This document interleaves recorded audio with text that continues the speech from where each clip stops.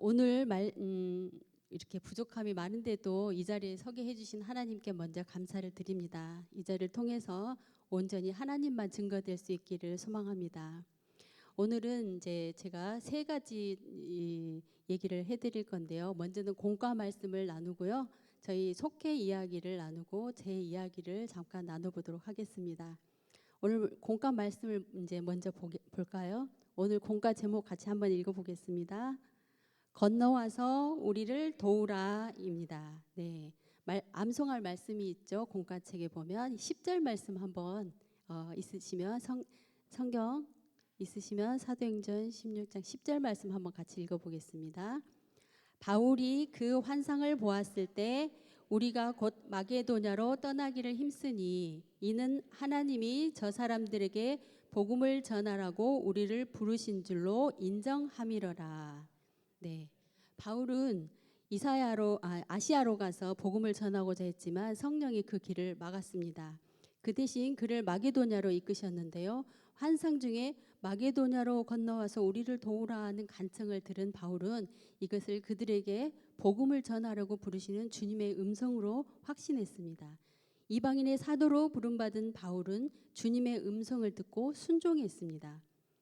바울이 마게도냐로 건너갔을 때 만난 사람이 누군지 혹시 아시나요? 오늘 본문에 바로 다음 장에 나오는데 오늘 본문 말씀을 같이 안 읽었네요. 오늘 사도행전 16장 6절에서부터 10절까지 말씀인데요. 한번 같이 찾아서 띄워줄 수 있으시나요? 성경 본문에 같이 한번 봉독하겠습니다. 성령이 아시아에서 말씀을 전하지 못하게 하시거늘 그들이 부르기아와 갈라디아 땅으로 다녀가 무시아 앞에 이르러 비두니아로 가고자 애쓰되 예수의 영이 허락하지 아니하시는지라. 무시아를 지나 드로아로 내려갔는데 밤에 환상에 바울에게 보이니 마게도냐 사람 하나가 와 서서 그에게 청하여 이르되 마게도냐로 건너가서 우리를 도우라 하거늘 바울이 그 환상을 보았을 때 우리가 곧 마게도냐로 떠나기를 힘쓰니 이는 하나님이 저 사람들에게 복음을 전하라고 우리를 부르신 줄로 인정함이러라. 네, 이렇게 말씀 가운데 있고요. 10절 말씀이 이제 우리가 암송할 말씀입니다. 그래서 이 10절 이후로 나오는 말씀이 바로 루디아에 관한 말씀이죠. 그래서 바로 자주 옷감장사 루디아가 마게도냐에 도착한 바울을 강가에서 처음 만나서 자기 집으로 안내를 하죠. 루디아는 바울을 자기 집으로 초대해서 말씀을 듣고 가족이 구원을 받습니다. 루디아의 집을 거점으로 유럽 쪽으로 말씀이 전파되게 되죠.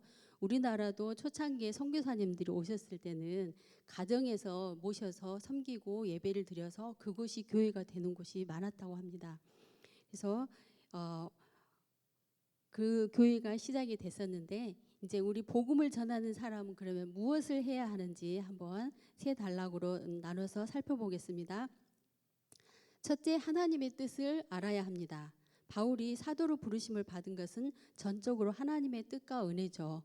원래 바울과 그 일행은 이스라엘 북쪽 지역인 소아시아의 도시 비두니아로 가고자 했었잖아요.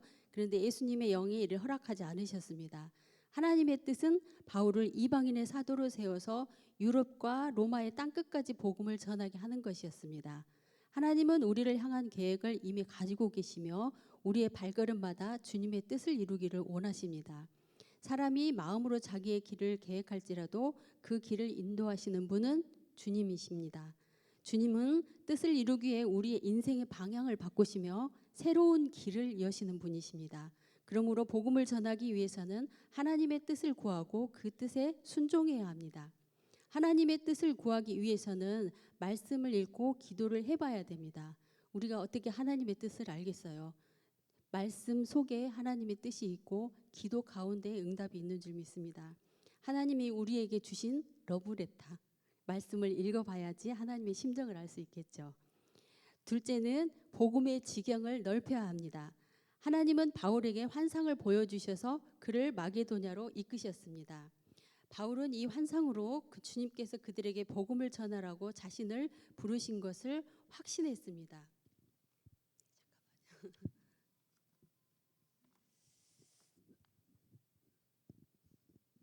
이 모든 일은 바울을 통해 복음의 지경을 유럽까지 넓히시려는 주님의 계획이었죠. 교회는 현실이 안주하거나 머물러 있으면 안 됩니다. 주님의 계획에 따라 복음의 지경을 넓혀야 합니다. 바울은 환상을 보고 돌이켜 유럽 땅에 복음을 전했습니다. 유럽을 변화시킨 복음은 대서양을 건너서 미국까지 전파돼서 미국을 변화시키게 되죠. 그리고 태평양을 건너서 우리나라에까지 전해졌습니다. 복음을 받은 우리에게는 땅 끝까지 전할 사명이 있음을 잊지 말아야 됩니다. 우리의 교회의 사명은 복음을 전하는 것인데 우리는 누구입니까? 우리 자신이 바로 교회임을 믿습니까? 아멘. 셋째, 복음을 전하며 순종해야 합니다. 여러분도 아시겠지만 우리 그 감리교회 속회 공과는 3년 단위로 큰 주제를 가지고 있거든요. 3년 단위로 큰 주제가 있고 매년의 주제가 있어요. 그래서 우리 목사님께서도 집필위원으로 활동하셨죠. 23년부터 25년까지 있는 큰 주제는 예수 그리스도의 복음 역사로 읽다입니다. 예, 역사로 읽어가는 예수 그리스도. 그래서 23년에는 이스라엘 역사 속의 예수 그리스도를 배웠었고요. 기억 안 나시죠? 24년에는 세계사 속의 예수 그리스도를 배웠습니다. 올해는 주제가 한국 교회사 속의 예수 그리스도입니다. 이런 맥락에서 속회 공과를 보시면 많이 도움이 될 거라고 생각합니다. 한국 교회에서도 환상 중에 바울을 부른 마게도냐 사람 같은 이가 있었는데요. 바로 이수정이라는 사람입니다. 이수정은 명성황후를 도운 일로 인해서 그 왕실의 신임을 얻게 돼요. 그래서 1882년에 신사유람단과 함께 일본에 가게 되는데 거기서 성경을 처음 접하게 되었어요. 그리고 그 이듬해에 1883년 4월 29일에 세례를 받게 되는데 이는 조선인이 일본에서 받은 첫 세례였습니다. 그래서 이수정은 한국에도 선교사를 보내달라고 미국 교회에다 편지를 보내게 됩니다. 이 편지로 미국 교회는 조선 선교를 결심해서 아펜젤러, 언더우드, 스크랜턴 같은 가족들을 보내게 조선 선교 개척단으로 보내주었고 이수정은 이들에게 이제 우리 말과 문화를 가르치고 또 이수정이 하신 일은 마가복음 등을 이제 번역하는 일도 하셨다고 합니다. 이렇게 미국 교회에 편지를 보내 조선 선교를 도운 이수정을 조선의 마게도냐인이라고 부릅니다. 주님이 주신 감동에 순종하는 사람들을 통해서 하나님은 일하시는 것을 볼 수 있습니다. 이렇게 선교사를 보내달라고 했던 편지 한 장이 오늘날 우리나라에 수많은 복음의 열매를 거두고 있다는 사실을 볼 때 너무 기적 같은 일이 아닐까요? 네, 바울이 환상을 보고 계획을 돌이켜 주님의 뜻을 따랐기에 유럽으로 복음의 지경이 넓어졌습니다. 길이 험하고 어려울지라도 주님의 계획에 순종하는 한 사람을 통해서 주님은 놀라운 일을 행하고 계십니다. 그리고 오늘도 그분의 뜻과 계획에 순종하는 한 사람을 찾으십니다. 아멘이시죠? 네. 이렇게 말씀 가운데에서 우리가 우리가 배우고 느끼는 것들을 잊어버리지 말고 주님께서 찾으시는 한 사람이 나일지도 모른다 생각하시고 신앙생활 하시면 그 길을 열어주실 줄 믿습니다. 네. 그리고 이제 말씀 이제 공과책에 보면 말씀 행하기가 있는데 삶에 적용하는 부분이 있어요. 그래서 이 부분을 어떻게 할까 하다가 저희 속회 이야기를 잠깐 드리려고 합니다. 주체속들이 일곱 개의 주체속들이 있는데 저희가 또 당첨이 돼서 또 이제 저는 이제 화평속 속장이고요. 그래서 제가 아는 속회 이야기를 해드리려고 하는데 또 다음 기회에 더 많은 속회들에서 많은 은혜를 나누시기를 소망합니다. 저희 부속장님은 서정숙 권사님이셔요. 네, 서정숙 권사님이시고 다들 속회를 모이려고 하면은 정말 어렵잖아요. 전화를 여러 번 드려야 되고 모이려고 그러면 시간도 안 맞고 상황도 안 맞고 그러는 가운데서도 또 모이게 힘써 주시는 우리 석회원들에게 다 감사를 드립니다. 그러니 이제 또 올해 1월부터 이렇게 대신방 기간이 있었는데 대신방 기간 때 잠깐 얘기를 나누기도 했었는데요. 저희 속회에서는 작년에 많은 기도의 응답이 있었어요. 그래서 작년 연초에 이렇게 기도 제목들을 한번 나누고 이렇게 기도 적어보기도 하고 이렇게 했었는데 연말에 돌아보니까 그 기도 제목들이 다 이루어졌더라고요. 여러분들도 기도 제목을 적어보세요. 적어보면은 이루어진 걸 알 수 있어요. 그런데 적지 않고 기도를 하면은 잊어버릴 수가 있어요. 하나님이 응답해 주셨는데 잊어버려요. 그래서 나중에는 하나님이 나한테 뭘 응답해 주셨지? 이렇게 생각하시는데 큰 기도 제목들을 적어서 기도 노트를 만들어서 적어서 기도를 하다 보면 응답하고 있는 일들이 너무도 많다는 걸 알 수가 있습니다. 먼저 우리 서정숙 권사님 은혜 받은 얘기를 좀 해볼게요. 우리 서정숙 권사님은 세 자매가 있어요. 언니가 있고 여동생이 있고 세 자매가 있는데 계속 기도를 드리다가 코로나 기간 동안에 이제 드릴 수가 없으니까 우리 그 줌으로 이렇게 기도 시간을 가져서 예배를 드리자 이렇게 의논을 하셨대요. 그래서 저녁 시간에 시간을 정해놓고 계속 기도를 했었는데 그때부터 같이 자매들끼리 기도하고 응답받고 하는 것들이 너무 많았는데 작년에도 기도 제목을 내놓았었는데 큰아들내가 10년 만에 그 아이를 낳았어요. 10년 만에 낳기 참 큰 은혜잖아요. 얼마나 이게 아이가 이제 보고 싶고 소망해요. 근데 아이를 낳고 또 딸이 있었는데 딸도 결혼을 잘 하게 됐고 또 이 딸이 또 애가 생기기 전에 임용고시를 합격을 했어요. 임용고시 합격을 하고 또 취업까지 됐어요. 이게 선생님이 되신 거죠. 그런 은혜가 있었어요, 작년에. 그런데 이 가정에 축복이 언니네도 축복이 많이 있었는데 또 한 가지 말씀드리고 싶은 거는 언니의 아들이 30살 된 아들이 있었어요. 아들이 있었는데 초등학교 때 뇌종양이 이게 발견이 돼가지고 처음에는 수술을 못 한다고 했다가 이제 서울 아산병원에서 이제 어렵지만 한번 해보자 해가지고는 목숨 걸고 수술을 했는데 수술이 잘 됐어요. 그래서 아직까지 살아있게요. 살아있어요. 그래서 나이가 30세가 됐어요. 이제 30세가 됐는데 이제 기도 제목은 뭘까요? 취업을 하는 거예요. 이제 취업을 했으면 하고 이제 기도를 하고 있는데 언니들하고 기도를 할 때 우리가 30세 전에 꼭 취업을 했으면 좋겠다 이런 마음으로 기도를 하셨답니다. 그런데 11월 달이 됐는데도 취업이 안 된 거예요. 그래서 조마조마했었는데 11월 달이 되니까 취업이 됐어요. 어디로 됐냐면 이스타나 항공에 취업이 됐어요. 근데 이 조카가 공부를 잘했냐? 그러면 공부를 잘한 건 아니에요.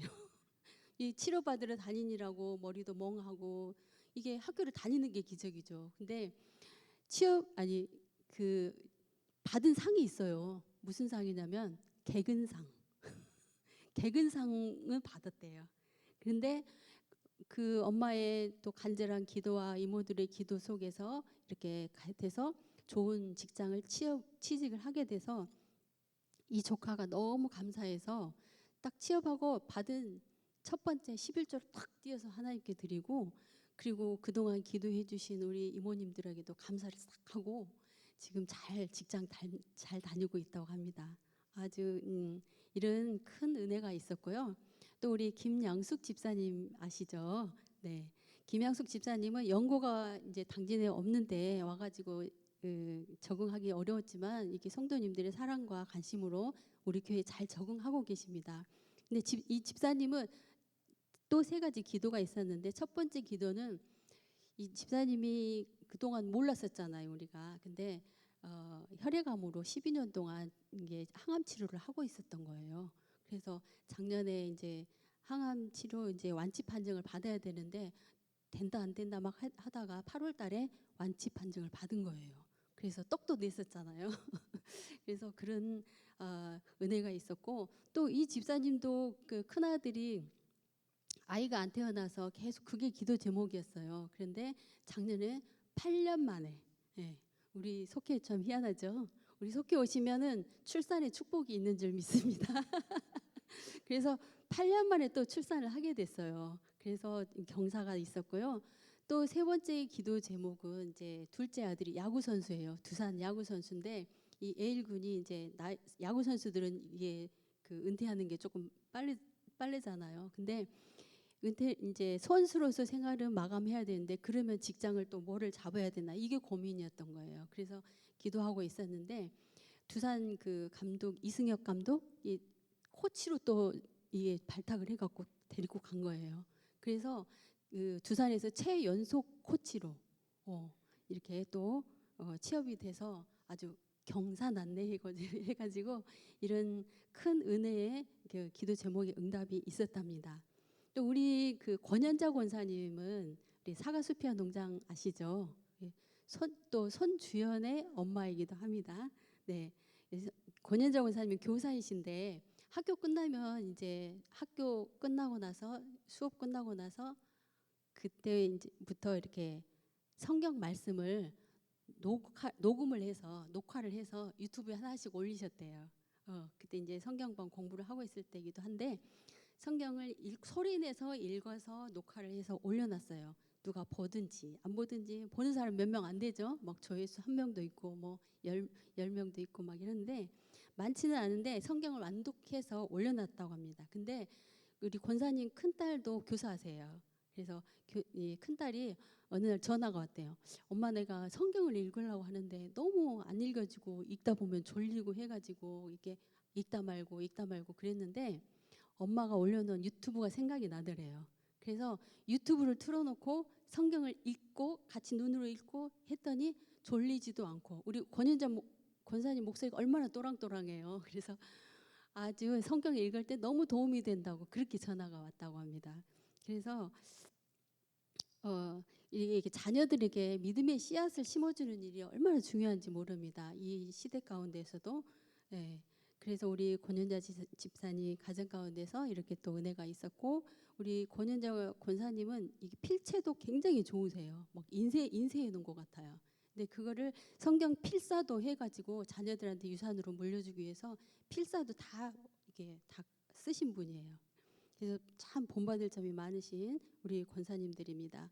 그래서 서정숙 권사님과 그 권현자 권사님은 어성경방도 같이 했잖아요. 그래서 그 속회 때 말씀을 나누다 보면 너무 이렇게 말이 통하잖아요. 은혜스럽게 또 잘 진행하고 있습니다. 이렇게 저희 속회에서는 각자 상황에 맞게 믿음 생활을 하고 있고 또 기도를 중보하면서 감사를 나누고 있습니다.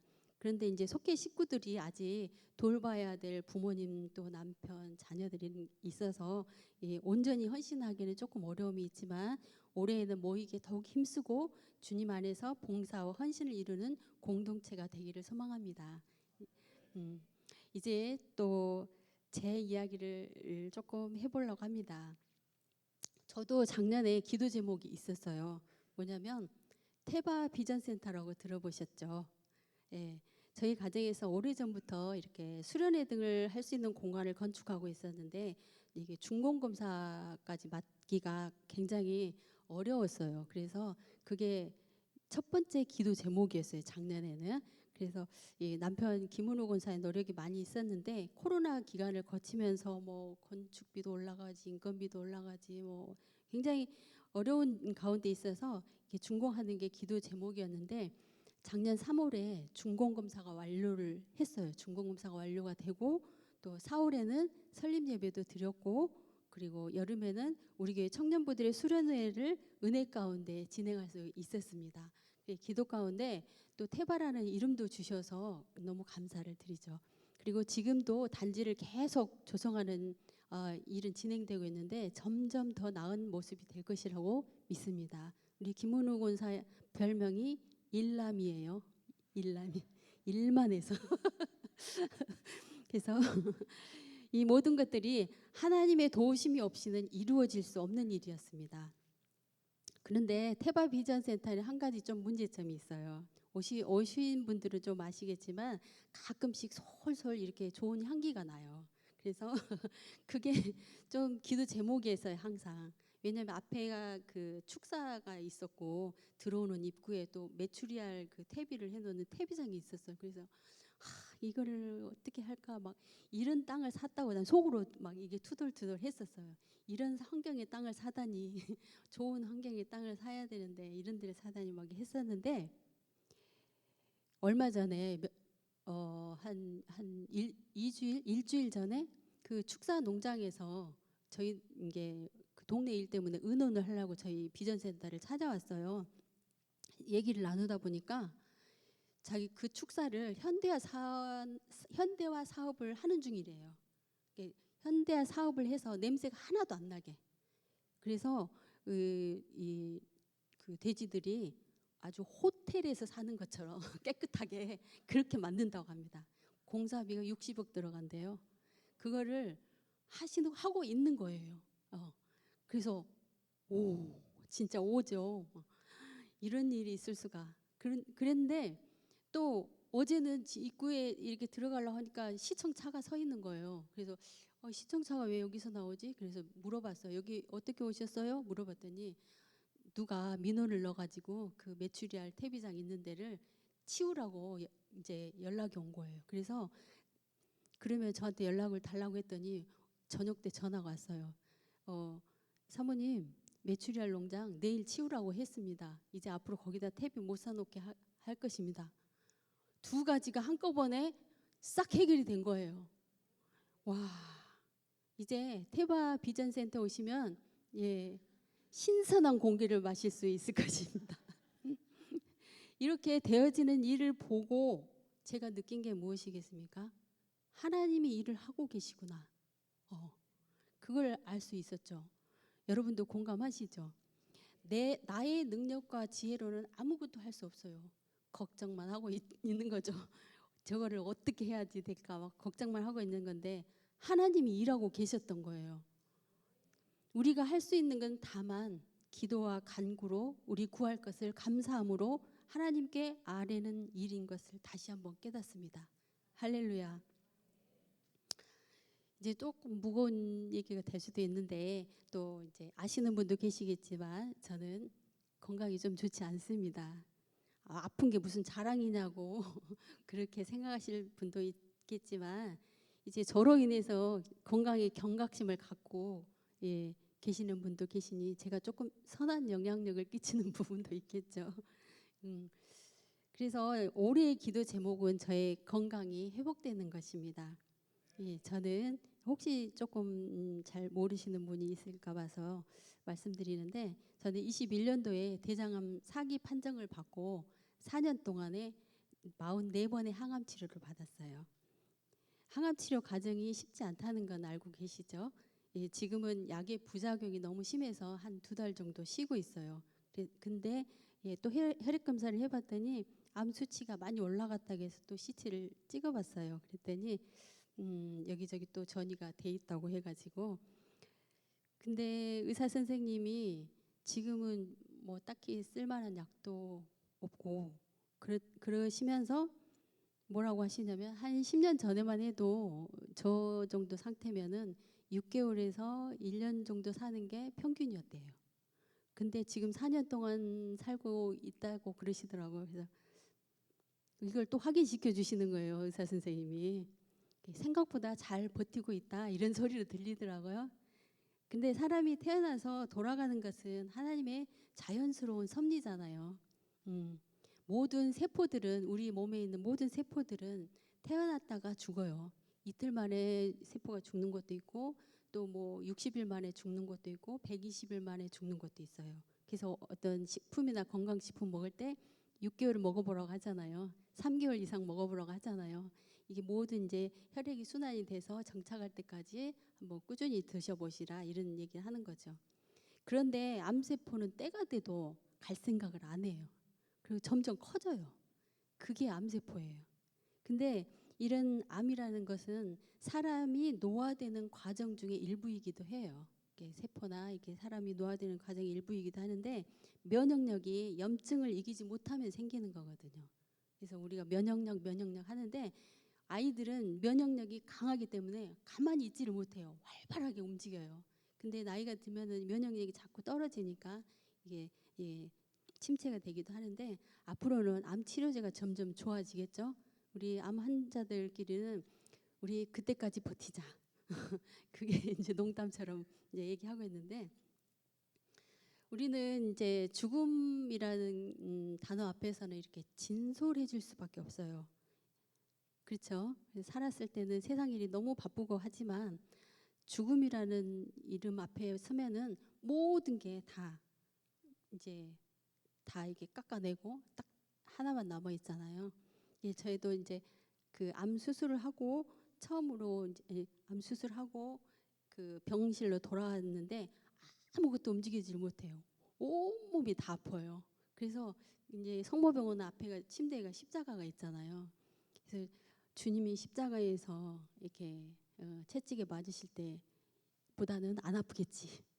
그거보다는 지금 내가 덜 아픈 거다. 막 이렇게 생각하면서 위로를 하고 있었는데 그때 이제 예수님한테 물어봤어요. 내가 이게 살 날이 얼마 안 남았으면 만약에 저희 자녀들한테 무슨 말을 해주면 좋을까요? 막 하면서 기도를 했던 것 같아요. 근데 그때 전혀 기대를 안 했는데 이렇게 음성처럼 들리는 소리가 있었어요.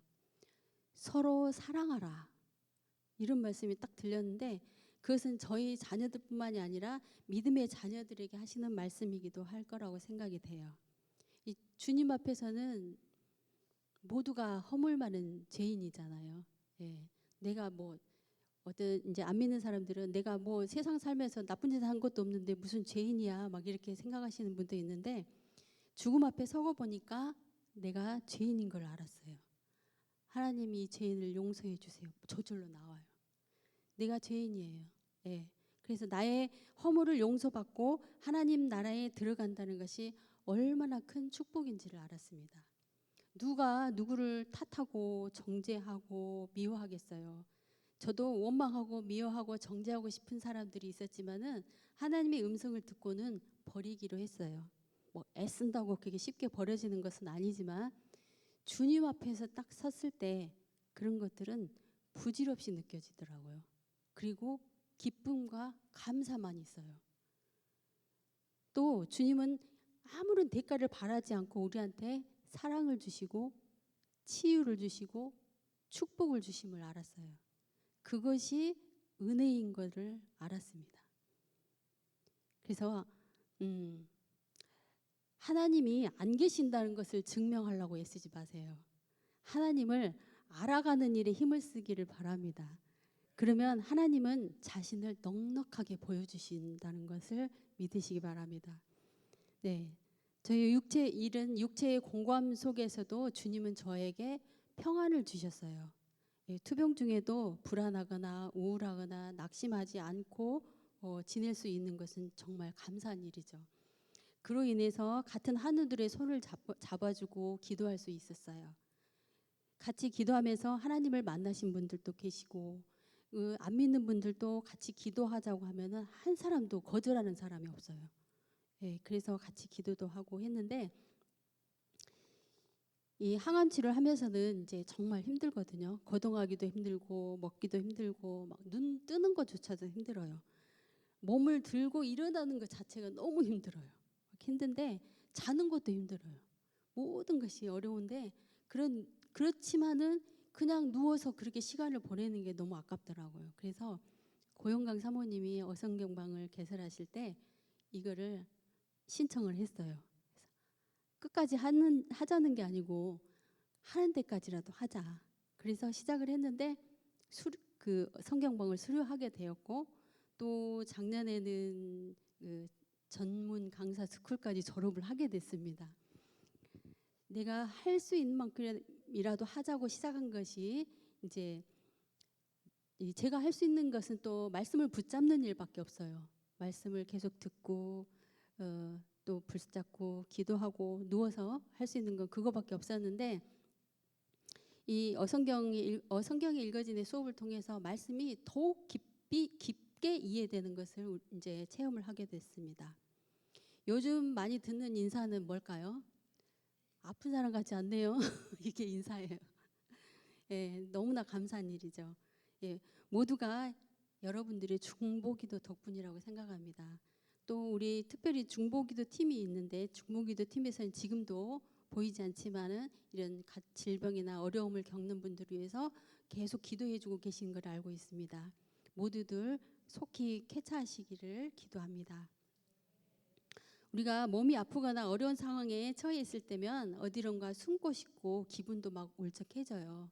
누가 뭐라고 하지 않는데도 죄인이 된 것 같은 기분이 들기도 하고, 그러나 교회 안에서 서로 돌보고 관심을 가져주면 어려움을 이겨내는 힘이 됩니다. 서로 사랑하기를 소망합니다. 이제 시대적으로도 많이 어려운 시기입니다. 모두들 잘 극복해내시리라 믿습니다. 저도 걱정을 끼쳐드리게 돼서 죄송한 마음뿐인데 주님과 여러분들의 사랑으로 여기까지 잘 이겨온 것 같습니다. 의학의 기술로는 한계가 있지만 주님의 능력은 무한하심을 믿습니다. 죽었다가 살아났다거나 암세포가 깨끗하게 사라졌다거나 하는 것만이 기적이 아니고요. 오늘 하루를 살아가고 있는 것이 저에게는 기적입니다. 하나님이 왕이심을 믿고 기쁨과 감사로 살아가는 우리가 기적입니다. 올해도 하나님의 기적이 우리에게 충만하시기를 믿습니다. 아멘. 감사합니다.